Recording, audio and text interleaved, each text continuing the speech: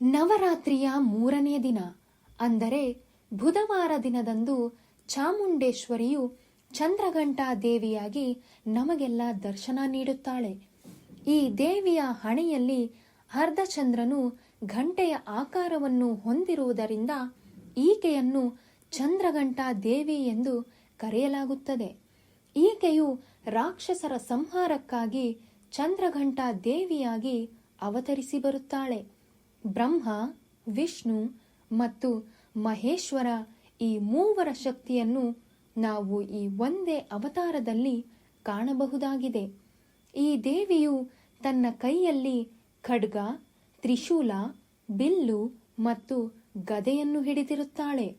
ಈ ದೇವಿಗೆ 10 ಕೈಗಳು ಇದ್ದು 10 ವಿಧವಾದ ಶಸ್ತ್ರವನ್ನು ಹೊಂದಿ ಹುಲಿಯ ಮೇಲೆ ಕುಳಿತಿರುತ್ತಾಳೆ.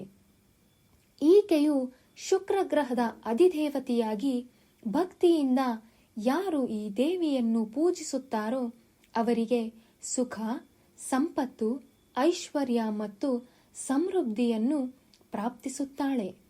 ಇವಳನ್ನು ಪೂಜಿಸುವುದರಿಂದ ಶತ್ರುನಾಶವನ್ನು ಕೂಡ ಸರಾಗವಾಗಿ ಮಾಡಬಹುದು. ಇಂದು ನೀಲಿ ಬಣ್ಣದ ವಸ್ತ್ರವನ್ನು ಧರಿಸುವುದರಿಂದ ನಿಮಗೂ ಕೂಡ ಸುಖ, ಸಮೃದ್ಧಿ, ಐಶ್ವರ್ಯ ದೊರಕಲಿದ್ದು ನಿಮಗೂ ಕೂಡ ಶುಕ್ರ ದೆಸೆಯ ಪ್ರಾರಂಭವಾಗುತ್ತದೆ.